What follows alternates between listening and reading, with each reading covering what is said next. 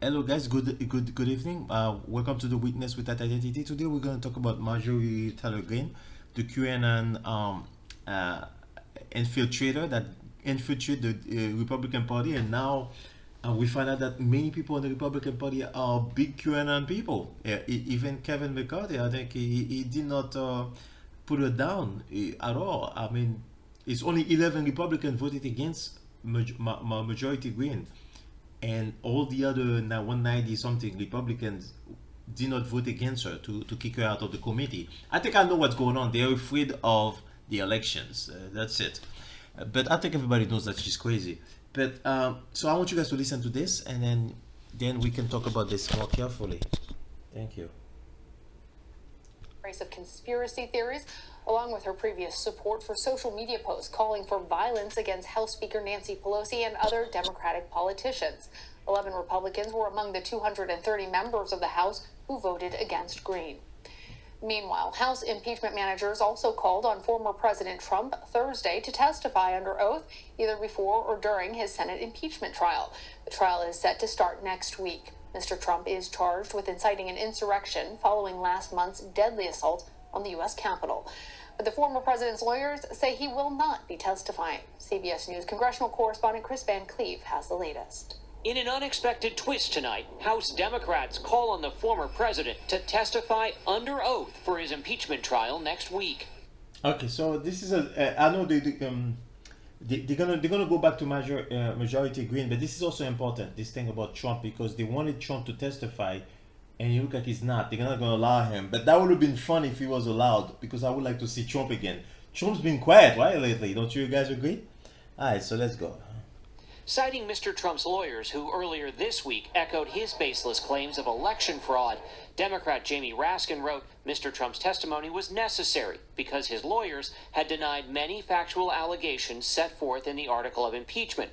The Trump legal team made it clear the former president would not accept the invitation, dismissing it as a public relations stunt. And on the House floor, we are dealing with conduct that brings shame on this House. Democrats moved to strip Georgia's Marjorie Taylor Greene of her committee assignments. These were words of the past, and these things do not represent me. Okay, so this is going back to Majority Taylor Greene.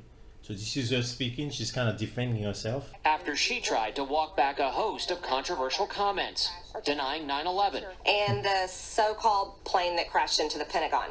I also want to tell you 9/11 absolutely happened. Claiming school shootings were staged. There would be no mass shootings at school. You see, school shootings are absolutely real. An ardent Trump supporter, Greene has espoused QAnon conspiracy theories, anti-Semitic rhetoric, and appeared to support the execution of prominent Democrats. It's a crime punishable by death, is what treason is. Nancy Pelosi is guilty of treason. I was allowed to believe things that weren't true, and that is You heard her, right? She said that Nancy Pelosi is guilty of treason, and she's almost that she's saying that it should be done. She's a little bit dangerous. absolutely what I regret.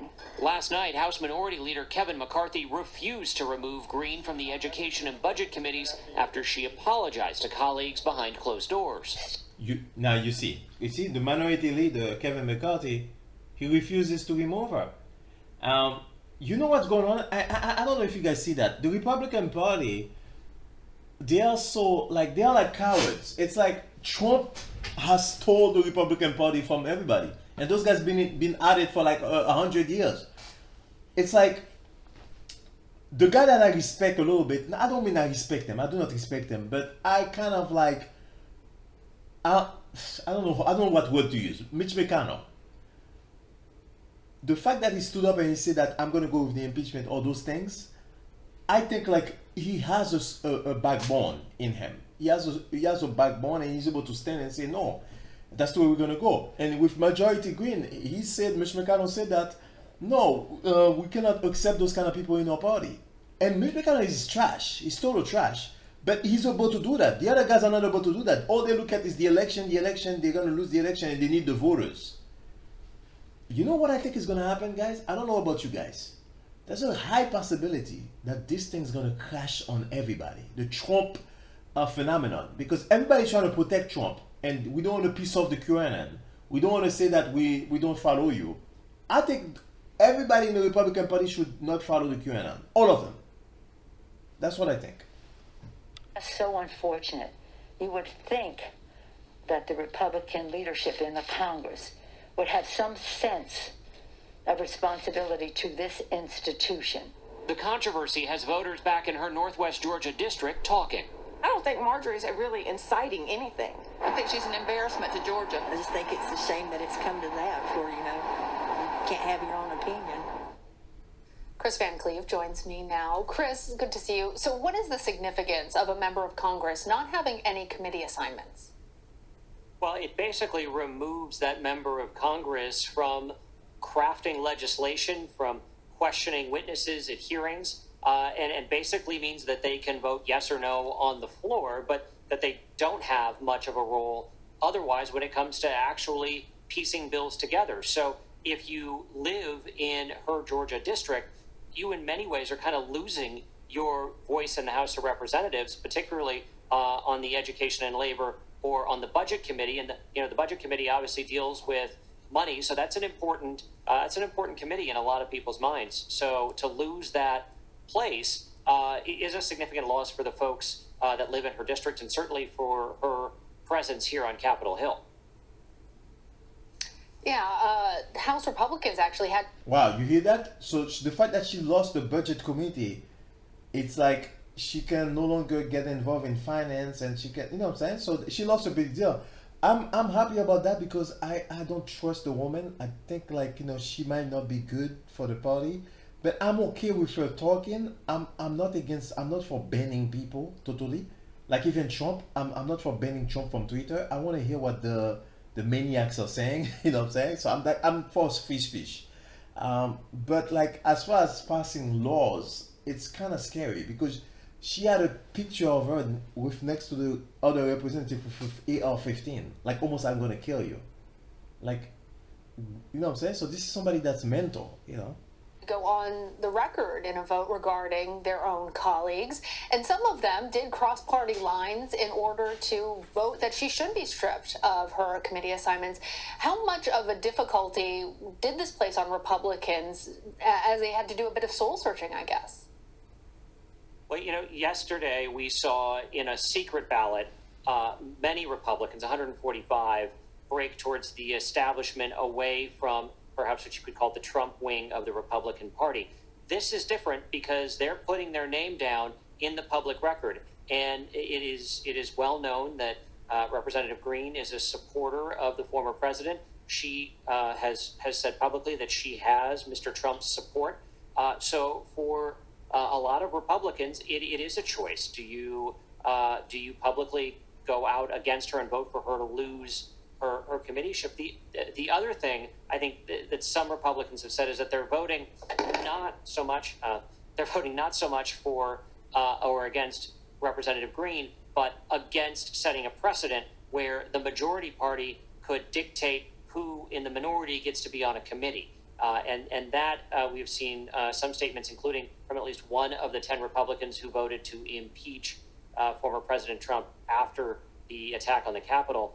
She said she was voting no, not because she was comfortable with Representative Greene's comments, but because she didn't want to see that precedent set. Chris, do we think that this will potentially hurt her with Georgia voters? We've seen her discussing online that she's having a lot of financial success as a result of all of this attention. People who believe in her have been donating money to her re-election campaign. But we also saw when Republican Congressman Steve King was also treated in a similar way and was removed from his committee assignments, that he went on to win re-election.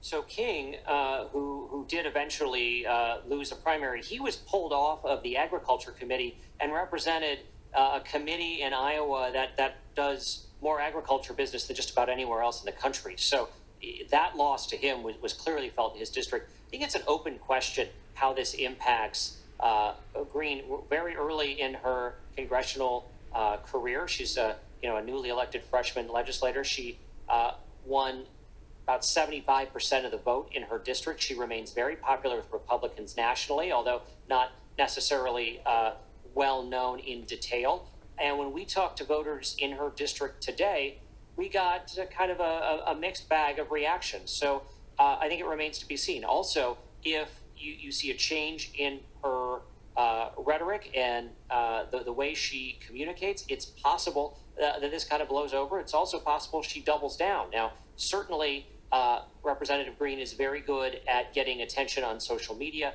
getting on to the right-wing television cable channels. So she can have a high profile on the Hill. It just won't be when it comes to actually making laws. That's interesting. And I should clarify that King won his first re-election after losing his committee assignment, but as you say, he did go on in the next election after that first re-election to lose in the primary.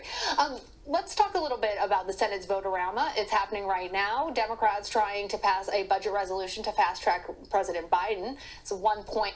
Okay, so this is it, guys. So that's what I wanted to show you. So Marjorie Taylor Greene is trouble because she said a lot of crazy things. She harassed the kid that was involved in the high school shooting. So I'm glad that they removed her from the committee. That's all I gotta say, guys. I thank you, guys. Please subscribe to my channel. Thank you.